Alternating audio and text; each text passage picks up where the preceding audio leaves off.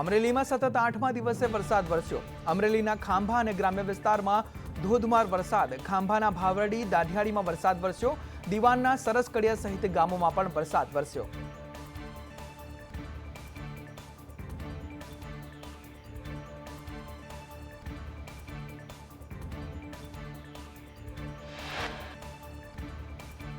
કમોસમી વરસાદથી બાગાયતી પાકોને નુકસાન થયું। કેરી, ચીકુ, દાડમ, કેળા સહિતના પાકોને નુકસાન। ખેતીના પાકમાં તલ, મગ સહિતના પાકોમાં નુકસાન જોવા મળ્યું।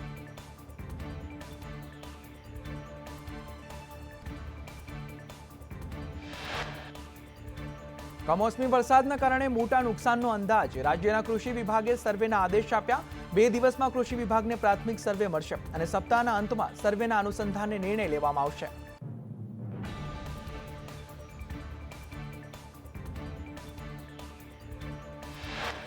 રાજકોટના ઉપલેટા પંથકમાં માવઠાથી નુકસાન થયું। મોટી પાનેલી અને આજુબાજુના ગામોમાં તલ, મગ, અડદ અને બાજરીના પાકને નુકસાન જોવા મળ્યું। મોટી પાનેલી સહકારી મંડળીએ સર્વેની માંગ કરી છે।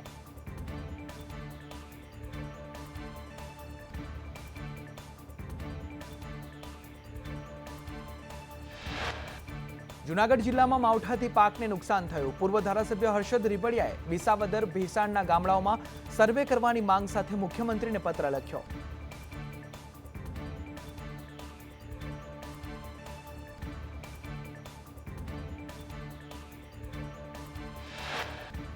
જૂનાગઢ જિલ્લામાં તલ, અડદ, મગ, કેરીના પાકને નુકસાન થયું। ખેડૂતોને આર્થિક નુકસાન સામે વળતર ચૂકવવા માંગ કરવામાં આવી।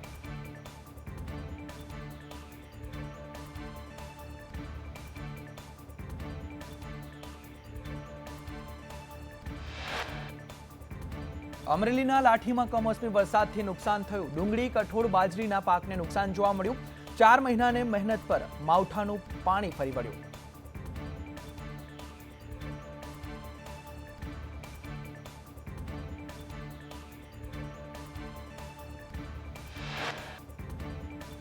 જૂનાગઢ જિલ્લામાં કમોસમી વરસાદથી કેરી પકવતા ખેડૂતોને નુકસાન થયું। કેશોદના મધરવાડા ગામે ભારે પવન અને વરસાદથી કેરીઓ ખરી પડી। ખેડૂતોએ સરકાર પાસે સહાયની માંગ કરી।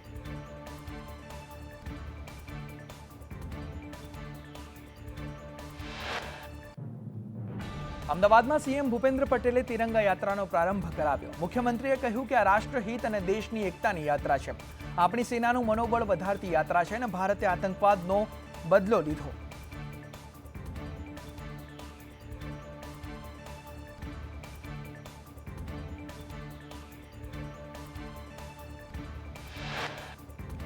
ભારત દેશનું ગૌરવ વધારવા બદલ સૈનિકોના સન્માનમાં ઓલપાડ ખાતે તિરંગા યાત્રા યોજાઈ। તિરંગા યાત્રામાં પંચાયતના સભ્યો, સરપંચો, કાર્યકરો સહિત ગ્રામજનો પણ જોડાયા।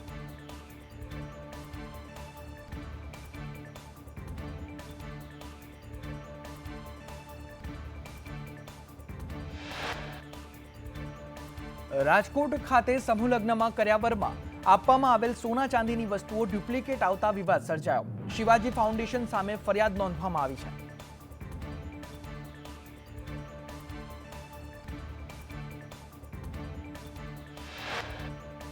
ત્યારે રાજકોટમાં સમૂહ લગ્નમાં છેતરપિંડી મામલે કોંગ્રેસ નેતા મહેશ રાજપૂતનું નિવેદન સામે આવ્યું। સમૂહ લગ્ન કરાવનાર સંસ્થાઓ ફૂટી નીકળી છે। તંત્રએ નિયંત્રણો, નિયમો અંતર્ગત મંજૂરી આપવી જોઈએ અને છેતરપિંડીની મામલે તપાસ પણ થવી જોઈએ।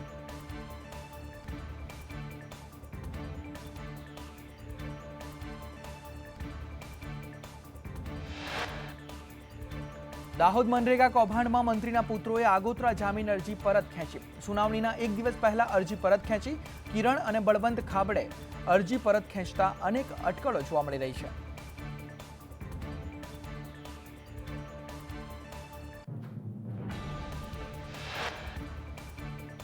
સુરતની VNSGUની પરીક્ષામાં ગેરરીતિ સામે કડક કાર્યવાહી। 147 વિદ્યાર્થીઓ જૂન જુલાઈની પૂરક પરીક્ષા નહીં આપી શકે। ગેરરીતિ આચરનારા વિદ્યાર્થીઓ સામે કડક કાર્યવાહી।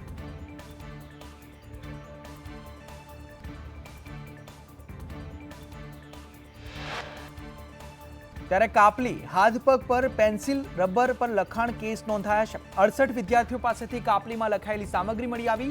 41 વિદ્યાર્થી કાપલીમાંથી જવાબ લખતા પકડાયા હતા।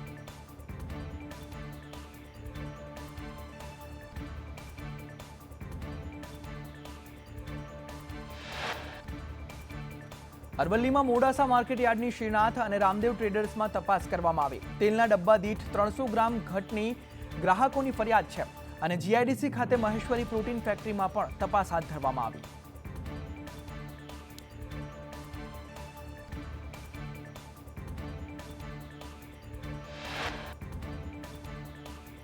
રાજકોટના કોંગ્રેસના પૂર્વ ધારાસભ્ય અને બિલ્ડર ઇન્દ્રનીલ રાજગુરુને રેરાએ રૂપિયા 1.10 લાખનો દંડ ફટકાર્યો.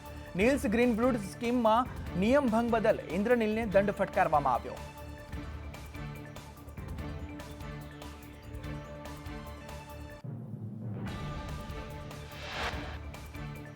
સુરતના પલસાણામાં ગેરકાયદે દબાણ પર ડિમોલિશન હાથ ધરવામાં આવ્યું. અલખધામ વિસ્તારમાં ડિમોલિશનની કામગીરી કરાઈ. કારેલીમાં સતત ચોથા દિવસે ડિમોલિશનની કામગીરી.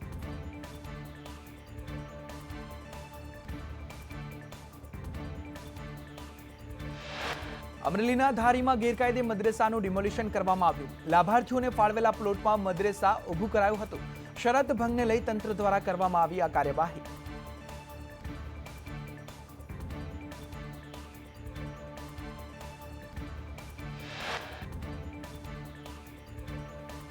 રાજકોટ માર્કેટિંગ યાર્ડ સતત 6 દિવસથી બંધ. 146 વેપારીઓ સાથે 17 કરોડની ઠગાઈથી રોષ ભભૂક્યો. યાર્ડ બંધ રહેતા 120 કરોડથી વધુના સોદાઓ અટક્યા છે.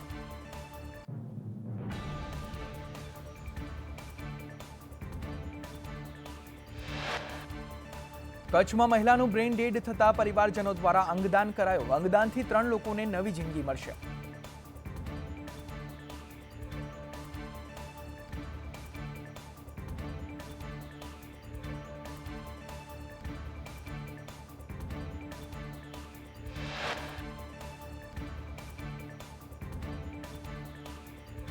ખેડાના રઢુમાં ભૂમાફિયાઓ બેફામ બન્યા. ભૂમાફિયા મુકેશ વસાવાએ ગ્રામજનોને ધમકી આપી. ખેડાના અધિકારી મારું કંઈ નહીં બગાડી શકે. ભૂમાફિયા મુકેશ વસાવા સામે કડક કાર્યવાહીની માંગ ઉઠી છે.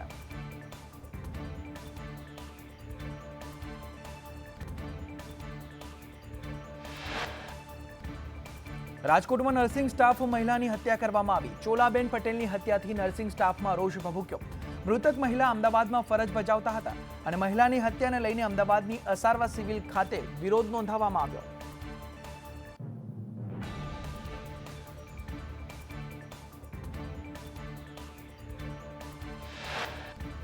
રાજકોટમાં નર્સની હત્યાના પડઘા અમદાવાદમાં પડ્યા.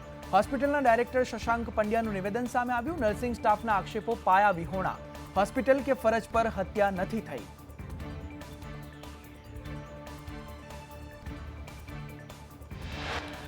રાજકોટમાં મહિલા નર્સની હત્યા મામલે એસીપીએ કહ્યું કે નર્સની 2-3 મહિના પહેલા રાજકોટમાં બદલી કરવામાં આવી હતી. પોલીસે આરોપી કાનજી વાંઝાની અટકાયત કરી છે અને બોલાચાલી બાદ નર્સની હત્યા થઈ.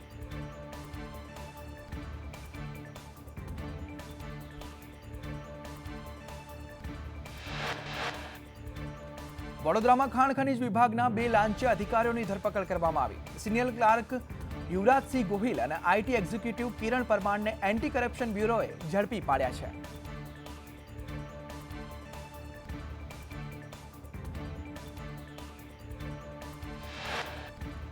સુરતમાં વેપારી આપઘાત કેસમાં પૂર્વ પત્ની સહિત 2 લોકોની ધરપકડ. આરોપી શીતલ રાઠવા અને મોહસિન મેમણની પોલીસે ધરપકડ કરી છે.